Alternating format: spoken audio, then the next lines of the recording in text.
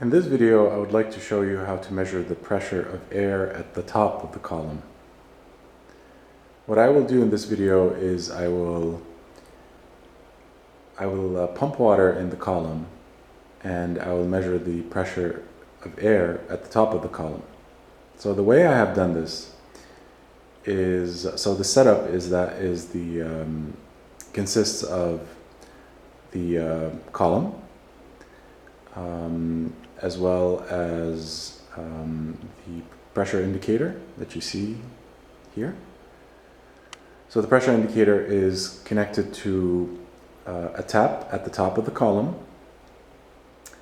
The column is now closed, so it's sealed from the atmospheric pressure outside.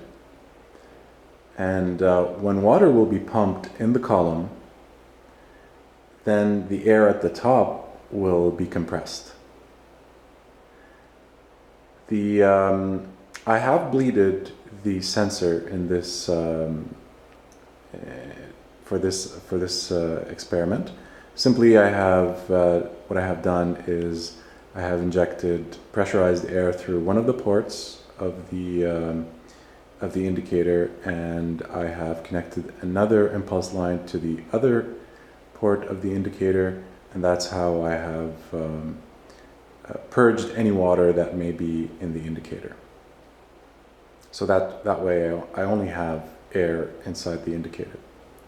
Then what I have done is I have in order to zero my indicator, which was my second step following the bleeding, I have removed this cap. So you can remove any one of the caps of the column, so that when you zero the indicator, the air inside the column, when the water is at zero level, we have atmospheric pressure. So currently, the zero that you read, it does fluctuate, by the way, I have noticed, from 0.01 to 0. Right now, the pressure inside the column, when the water level is at zero, it's atmospheric pressure, so 14.7 psi or 101.1 kilopascals inside my column of water. So this is what I have decided to do. Of course, the water level does not have to be at zero. It could be at any level. But for this experiment, I have decided that atmospheric pressure, the atmospheric pressure of the air inside my column should be when the water is at level zero. So right now what I will do is, obviously, also, one more thing, the indicator should be at a higher level than the measuring point. So the measuring point is right there, whereas the indicator is slightly at a lower level than my measuring point. Ideally, my pressure indicator should be higher than my at a higher level than my measuring point, and the tube should be as small and as straight as possible, but given my setup, that was not possible. So what I will do right now, I will pump water inside my column, and as a matter of fact, I will start by zeroing this to see if I can get a zero. Oh, it did it on its own. You see, just by touching it, it did fluctuate. I'm just going to leave it like this, actually. So what I will do right now is pump water, and I will bring it up to 50. And it's also possible to verify if the pressure indicator is giving me the right values for the pressure inside my column. So I'll bring it up to, say, 30 centimeters, and I'll make a reading.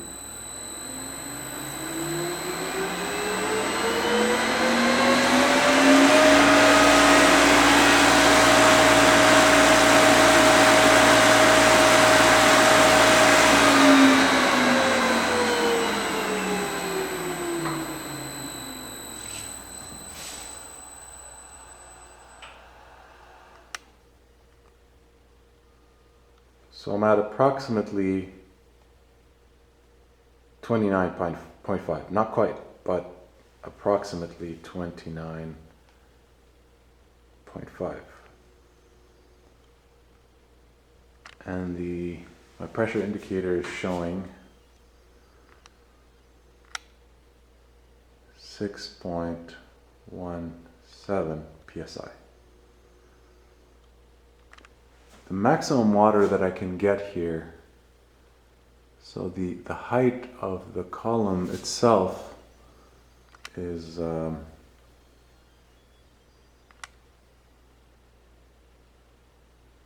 little over 92. 92.2 perhaps.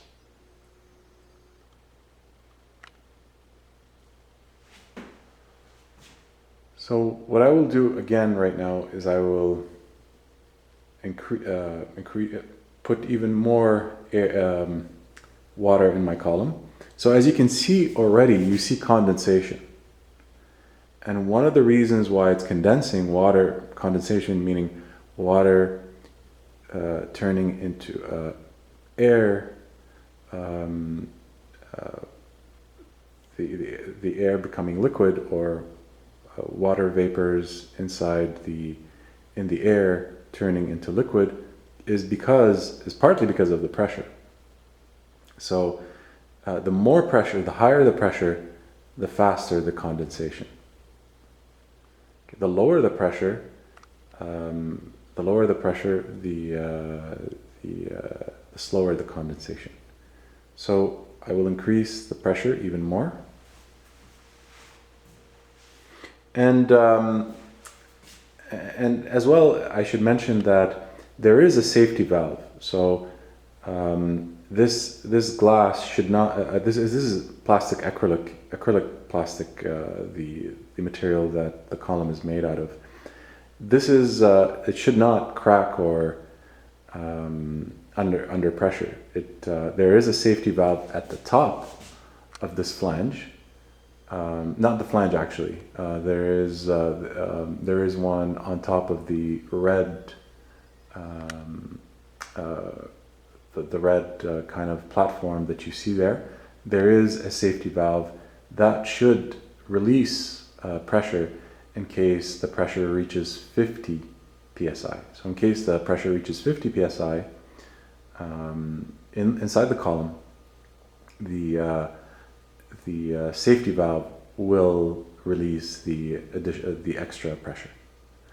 So I'm going to increase the pressure again by introducing more water into my column.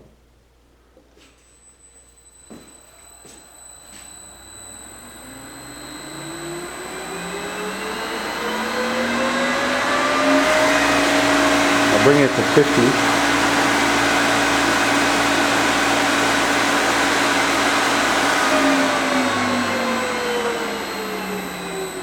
A little bit more.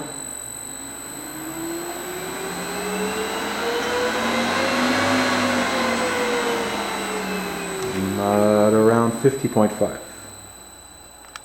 50.5, approximately. 50.5. And the reading that I'm getting, 15 point.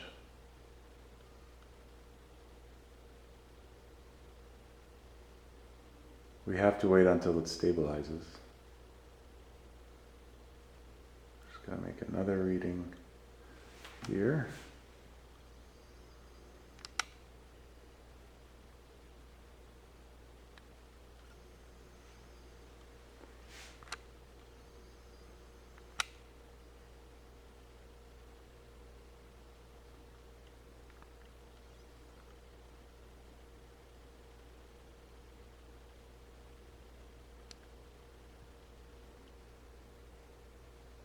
It's changing.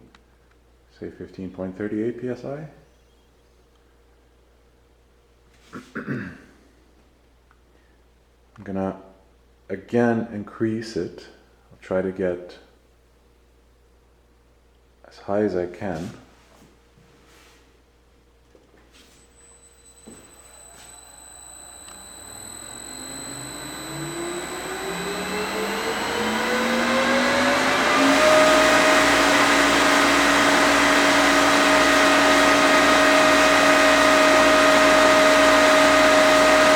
notice how slow the water is rising. The reason why it's rising so slow, it's because there's pressurized air. The pressurized air is pushing against the water that is trying to rise. So both of them are pushing against each other. And that's why it's taking time for the water to rise. If there was no pressure, the water would just simply rise, no problem. But because of the pressure of the air, so look at the pressure of the air, 26.7. So that's how much gauge pressure is pushing against the water. So it's not rising a lot, even though my motor is running at its max. The pump is pumping at its maximum capacity. So let's see. I'm gonna continue to rise it. See how far I can get it.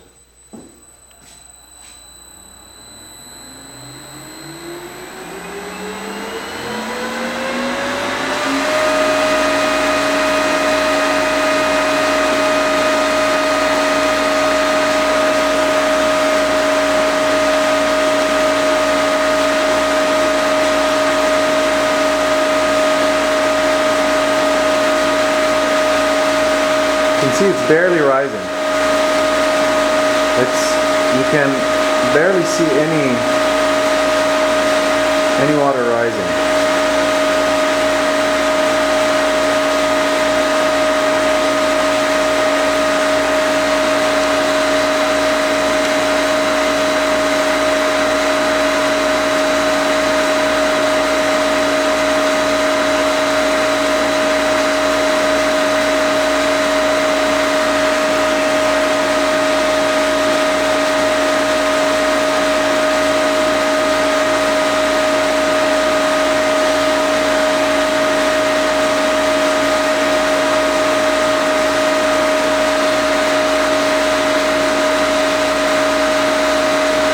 Pressure is slowly increasing, but the water, it is rising actually very, very little. Slowly.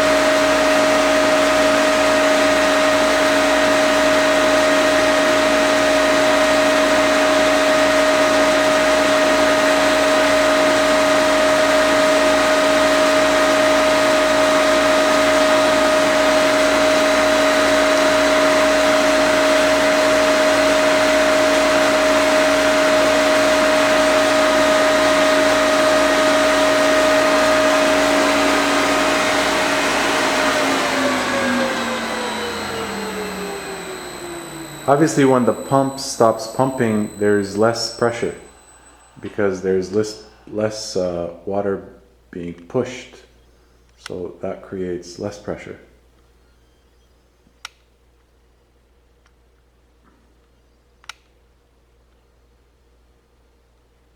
So I'm at approximately 65. Approximately 65. Pressure has dropped a little bit.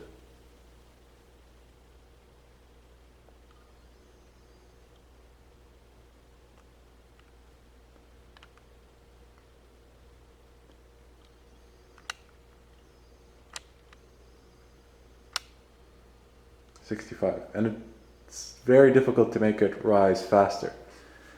If there was no pressurized air inside my column, as I will show in a moment, the water would rise very quickly. You can even time it. How much time does it take for the water to rise to the same level when there is no pressurized air and when there is pressurized air. And notice here condensation at the top. There would be also condensation in the tube, and that does have an impact on your readings because the air will encounter water condensed inside the tube, and that will have an impact on your readings. what I will do right now is drain the water, and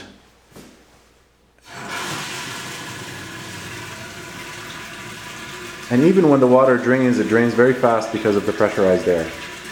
So I'll drain the water, bring it back to zero, and then what I'll do is remove one of the caps at the top and pump water again, just to show you how faster the water rises, and with ease, because there is no pressurized air.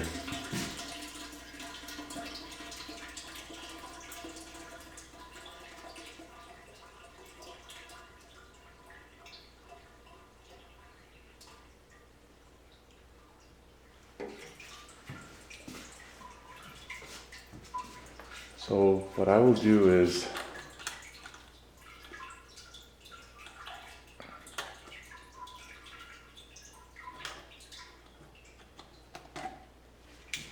so you see I have removed this cap. I could have removed this cap or the other one that you can see here. It doesn't really matter. Now it's exposed to the pressure of the atmosphere. So the air inside is no longer sealed from the pressure outside. The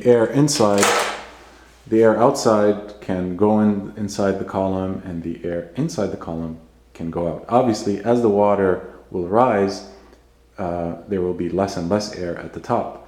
But when the air was compressed, the air had nowhere to go other than just to stay in the column. So the air became more and more compressed.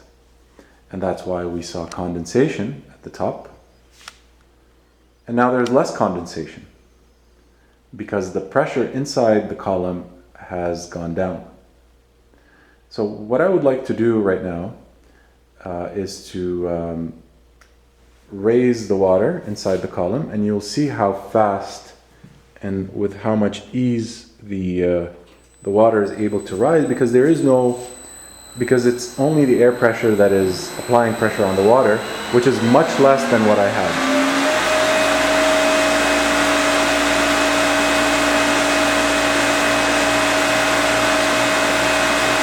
So as the water rises, the air exits the pump from this tube.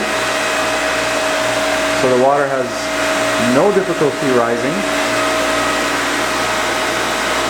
I'm going to stop it, because if I don't, the water is going to come out from the top here, and then it will spill on the floor, which is not what I want to do. So notice at the top that there is still a bit of condensation from the previous experiment, but much less. And the water was able to rise with ease all the way up to 77, because I stopped it. The water would have been able to rise just as quick all the way up, and then it would have spilled. But when I had compressed air, the air had nowhere to go, and it was pushing against the water, and the water was pushing against the air.